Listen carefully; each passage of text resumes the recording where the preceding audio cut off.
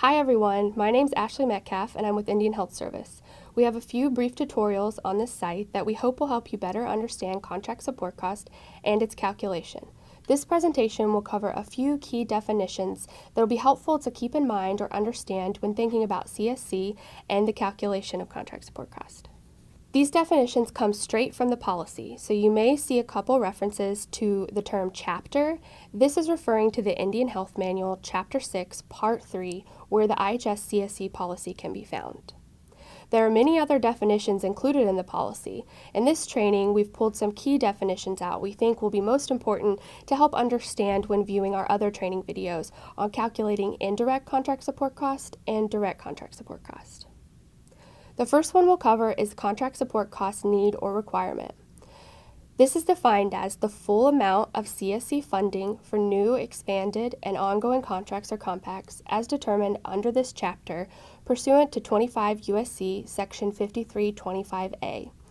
For a more brief overview of the statute that's referenced there, see our training video on the statutory overview.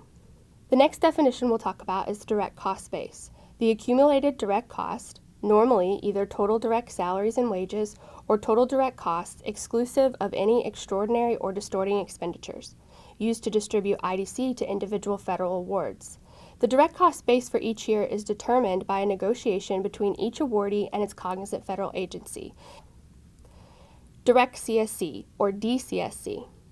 Direct program expenses for the operation of the ISDA programs that are subject of the award that otherwise meet the definition of CSC in 25 U.S.C. Section 5325A. Exclusions. Direct expenditures excluded from the direct cost in order to calculate the direct cost base to which the IDC rate is applied. These type of expenditures vary by awardee and are defined in the IDC rate agreement.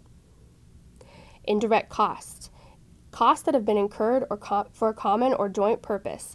These costs benefit more than one cost objective and cannot be readily identified with a particular final cost objective without effort disproportionate to the results achieved. The next definition is indirect CSC. This is defined as the administrative or other expenses related to the overhead incurred by a contractor in connection with the operation of ISDA programs pursuant to the contract and that otherwise meet the definition of CSC in 25 U.S.C. Section 5325A 2 through 3. Ineligible funding. Categories of funding not eligible for inclusion in the calculation of CSC funding because the related activities are not PFSAs transferred and funded under 25 U.S.C. Section 5325A1 or your secretarial amount. Pass-through expenditures. Similar to exclusions in that pass-through expenditures may be excluded from the direct cost base to which the IDC rate is typically applied, though such expenditures also may be assigned a lower nominal IDC rate. The IDC rate should be applied to such expenditures consistent with the IDC rate agreement. You may hear them referred to sometimes as the same thing, or your pass-throughs and exclusion, or P&E. This has come across in negotiations, and please know that we're talking about the same thing, but here we've identified specifically the definitions for the two different categories. Pre-award cost. Cost incurred before the initial year that an award is in effect. CSC funding is authorized for pre-award cost only if such costs meet the definition in the ISDA in 25 U.S.C. Section 5325A 2 through 3 and 6. And the Secretary receives a written notification of the nature and extent of the costs prior to the date on which such costs are incurred. The next definition we'll talk about is Programs, Functions, Service, and Activities, or PFSAs. Those PFSA that are contractable under the ISDA, including those administrative activities that support such PFSA and that are otherwise contractable without regard to the organizational level within the HHS that carries out such functions. Reconciliation. A review by IHS and an awardee of the awardee's total CSC requirement and payments made by the IHS, including during the course of the contract year and for the purpose of issuing a final contract amendment or modification. The next definition we'll talk about is your secretarial or 106A1 amount. The amount of funds provided for the PFSA transferred under the award per 25 U.S.C. Section 5325A1. Service unit shares. For the purpose of this chapter, refers to an awardee's equitable share of PFSA associated with service unit resources. Startup cost.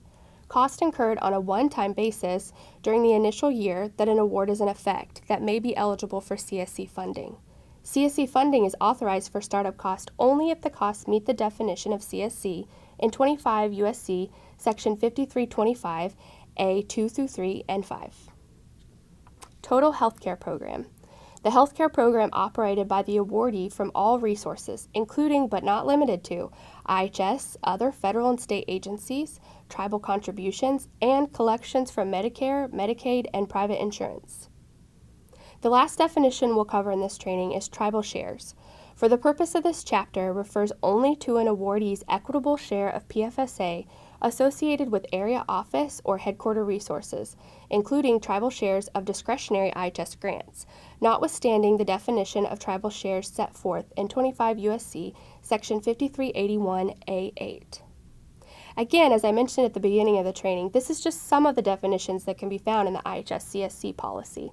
If you have any questions on these definitions or are interested in finding out more about the other definitions listed, please see the IHS CSC policy. It can be found on the IHS website, or you can also ask your area negotiator for more information.